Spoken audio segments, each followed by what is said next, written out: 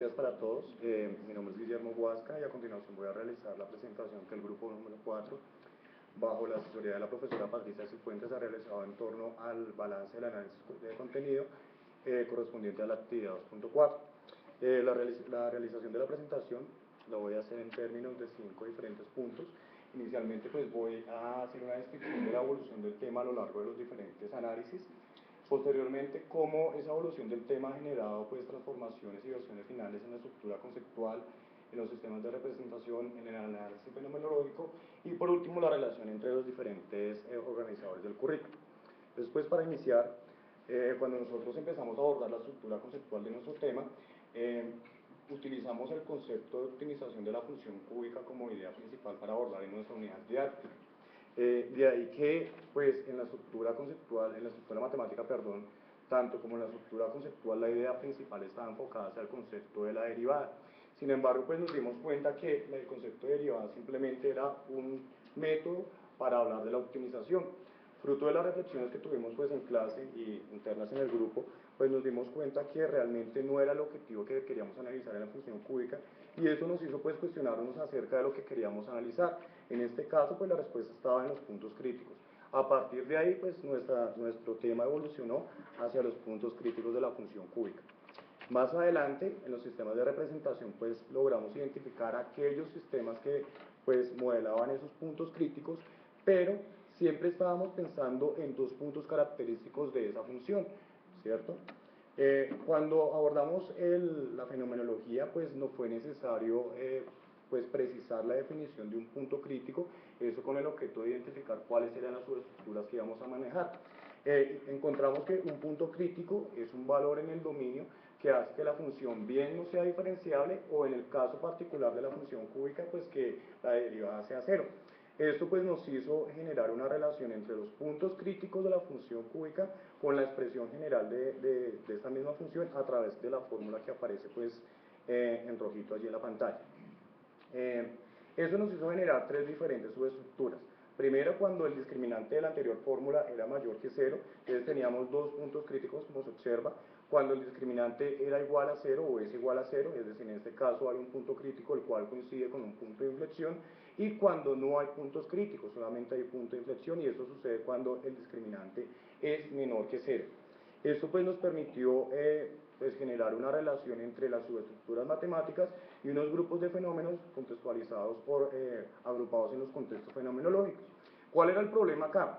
El problema es que, por ejemplo, cuando nosotros mirábamos de izquierda a derecha, había una relación entre, por ejemplo, un punto crítico, es decir, cuando el discriminante es igual a cero, y el análisis de la concavidad. Esto porque, pues cuando hay un punto crítico, eso coincide con el punto de inflexión. Sin embargo, la relación no es biunívoca, porque si miramos el mapa de derecha a izquierda, pues vemos que, por ejemplo, el análisis de concavidad lo podemos realizar cuando hay dos puntos críticos, o también cuando no hay punto crítico. Eso pues nos hizo reevaluar esas subestructuras que hemos identificado y pues reestructurarlas en dos. Es decir, cuando el discriminante es mayor que cero, logramos identificar dos puntos críticos, lo cual se relaciona con los extremos relativos de la función cúbica y con unos fenómenos en particular que nosotros queríamos analizar desde el principio, es decir, la optimización. Y también, pues otra subestructura, cuando el discriminante es menor o igual que cero, en este caso no tenemos extremos relativos y podemos relacionarlos con fenómenos de funciones que son de crecimiento o de crecimiento en sentido estricto. Todas esas pues, modificaciones generaron obviamente cambios en los diferentes organizadores del currículo, pero principalmente pues, en lo que tiene que ver con la estructura conceptual. De ahí que pues, nuestro tema a partir de estos análisis va a ser los extremos relativos de la función cúbica. ¿Cómo se modificó nuestra estructura conceptual?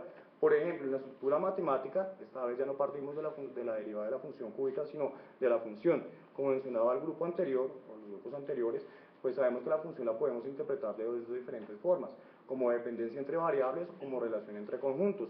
También que podemos tener diferentes tipos de funciones, por ejemplo la función inyectiva, sobreyectiva, biyectiva, la función inversa, que también podemos tener unas características de las funciones, por ejemplo en los intervalos la concavidad, la continuidad, la motonía, es decir, el crecimiento, el decrecimiento, y también en puntos particulares, por ejemplo los cortes con los ejes, los puntos críticos, los puntos de inflexión, y cuando esos puntos críticos se convierten en puntos de inflexión.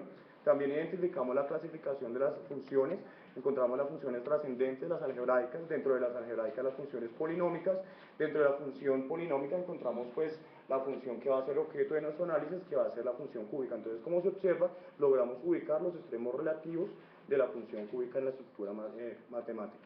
La estructura conceptual, pues básicamente radica de la idea del concepto de función cúbica, la cual puede estar generada pues desde una expresión canónica o una expresión general, y tiene, como mencionaba anteriormente, unas características, ya sea en los intervalos, la monotonía y la concavidad, o ya sea en los puntos críticos, cuando tiene dos, o no tiene puntos críticos, y la relación que hay con los puntos de inflexión.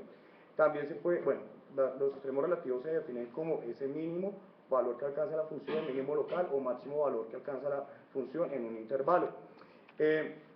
¿Cómo se pueden hallar? Pues aquí es donde aparecía el criterio de la derivada. Entonces aparece la derivada y la fórmula que habíamos obtenido anteriormente, y aquí logramos vincular el organizador referente a la historia, dado que fue Nicolás Fermat que pues estableció un método a través de la geometría analítica para determinar cuándo los puntos críticos se convierten en extremos relativos, y eso sucede en el caso particular de nuestra función cuando hay dos puntos críticos. Por lo tanto, los extremos relativos se localizan cuando hay dos puntos críticos. ¿Cómo surgen? A través de las subestructuras que habíamos identificado anteriormente, es decir, cuando el discriminante es mayor o igual que cero.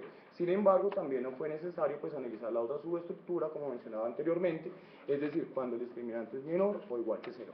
Esta sería pues la versión final de nuestra estructura conceptual. En cuanto a los sistemas de representación, como mencionaba anteriormente, este fue el mapa que nosotros presentamos en esta actividad. Siempre nos estábamos fijando en los sistemas de representación que modelaban esos extremos relativos, básicamente pues los dos punticos. Aquí ¿qué logramos hacer? Logramos identificar pues dos elementos importantes. El primero, vincular el sistema de representación geométrico, es decir, cuando la pendiente de la recta tangente en un punto es igual a cero, y logramos definir cuándo hay unos puntos, cómo se pueden simbolizar esos extremos relativos a través de la representación simbólica. En cuanto a la fenomenología, pues logramos identificar, como mencionaba en la primera instancia, pues tres subestructuras, y pues algunos cambios que se realizaron pues se evidencian en este mapa. Por ejemplo, la relación que hay con los dos extremos relativos, el discriminante mayor que cero, y los contextos fenomenológicos relacionados con la optimización, y la subestructura relacionada con el discriminante menor o igual que cero, con los contextos de las funciones que se representan con crecimiento o decrecimiento estricto. Los fenómenos los logramos identificar, quitamos, por ejemplo, lo que tenía que ver con los fenómenos personales derivados de la observación que nos hacían. Las relaciones que logramos entablar entre los diferentes organizadores del currículo. Entonces, pues partimos obviamente de la estructura conceptual. Aquí logramos identificar, por ejemplo, el organizador, cómo la historia nos brinda información acerca de la estructura conceptual a través del teorema de Fermat. Logramos identificar las subestructuras matemáticas, discriminante mayor que cero, discriminante menor o igual que cero. Logramos establecer una relación biounívoca entre los contextos fenomenológicos de optimización y de funciones de crecimiento estricto o de crecimiento estricto, y algunos fenómenos relacionados con los contextos PISA. Al mismo tiempo identificamos los sistemas de representación numérico, tabular, geométrico, gráfico, ejecutable y simbólico, y la relación que podemos entablar. Por ejemplo, del simbólico podíamos analizar las subestructuras matemáticas. Por ejemplo, también del numérico podíamos analizar los casos en que se relacionan los puntos de la función cúbica. Del geométrico lo relacionábamos con, por ejemplo, el teorema de Fermat. Y muchas gracias.